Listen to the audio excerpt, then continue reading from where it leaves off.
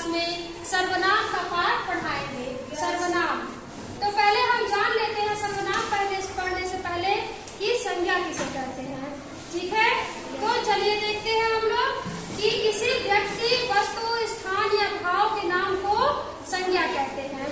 ठीक है, किसी व्यक्ति, वस्तु, स्थान या भाव के नाम को संज्ञा कहते हैं। अब देखिए सर्वनाम किसे कहते हैं।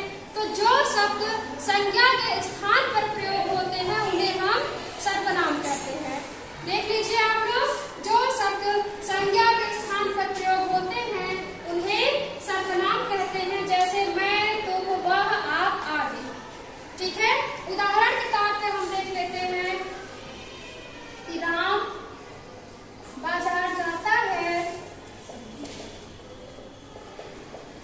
और वह सब्जी खरीदता है। ठीक है बच्चों, तो इसमें राम बाजार जाता है और वह सब्जी खरीदता है। इस वाक्य में राम क्या है? संज्ञा है।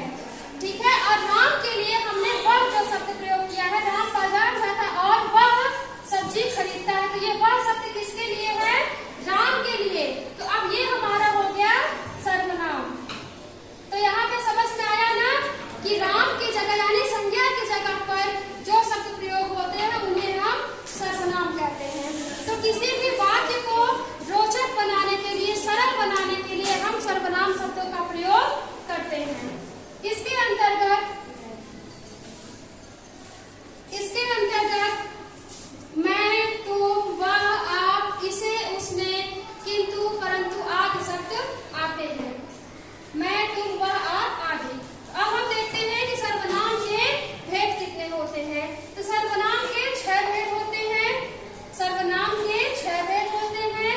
पुरुषवाचक सर्वनाम, निश्चयवाचक सर्वनाम, अनिश्चयवाचक सर्वनाम, प्रश्नवाचक सर्वनाम, संबंधवाचक सर्वनाम और निजवाचक सर्वनाम। ठीक है, तो सर्वनाम के 6 भेद होते हैं।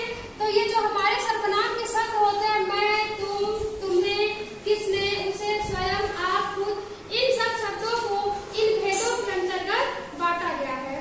तो कौन से शब्द किस भेद के अंतर्गत आते हैं ये हम देखते हैं। तो जैसे अब ये है हमारा पुरुषवाचक सर्वनाम, तो इसमें हमारे शब्द आते हैं मैं, तुम, वह। ठीक, और इसे मैं से मैंने, मेरे लिए, तुम से तुमने, वह से उसे, उसने। तो ये सारे शब्द हमारे आते हैं पुरुषवाचक सर्वनाम में। इससे हमारा वाक्य बना है मैं बाजार गया था। तो इसमें ये जो मैं है ये हमारा हो जाता है पुरुषवाचक सर्वनाम। इसकी जगह पे हम तुम भी लिख सकते हैं, वह का भी प्रयोग करके लिख सकते हैं। उसके बाद हमारा निश्चयवाचक सर्वनाम। निश्चयवाचक सर्वनाम में जो बात निश्चित तरीके से बताई गई हो उसे हम निश्चयवाचक सर्वनाम कहते हैं। जैसे यह, वह, ये, वे। उदाहरण के तौर पर यह एक घर है, तो यह एक घर है नहीं, ये जो यह है यह हमारा क्या है? निश्चयवाचक सर्वनाम, क्योंकि इससे हमको निश्चित रूप से पता चल रहा है कि यह हमारा घर है। तो ये जो यह है ये हो गया निश्चयवाचक सर्वनाम। उसके बाद हमारा आता है अनिश्चयवाचक सर्वनाम। अनिश्चयवाचक सर्वनाम यानी कि जहाँ पर निश्चित ना हो कि किसके लिए कहा जा रहा है। तो जैसे इसके अंतर्गत शब्द आता है कोई, किसी, कुछ। वाक्य देख लेते हैं, अभी तक कोई नहीं आया। तो ये कोई जो है, कोई क्या है? अनिश्चयवाचक सर्वनाम है, क्योंकि निश्चित नहीं है कि कौन आया, कोई आया। उसके बाद हमारा आता है प्रश्नवाचक सर्वनाम।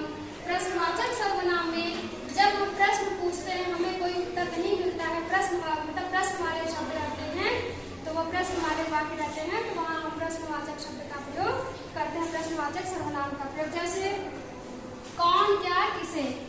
वाक्य देखते हैं, तुम्हारा नाम क्या है। ठीक है, तुम्हारा नाम क्या है, तो ये जो क्या है, क्या शब्द है, ये हमारा प्रश्नवाचक सर्वनाम है, क्योंकि इसमें प्रश्न पूछा जा रहा है। फिर आगे हम देखते हैं संबंधवाचक सर्वनाम।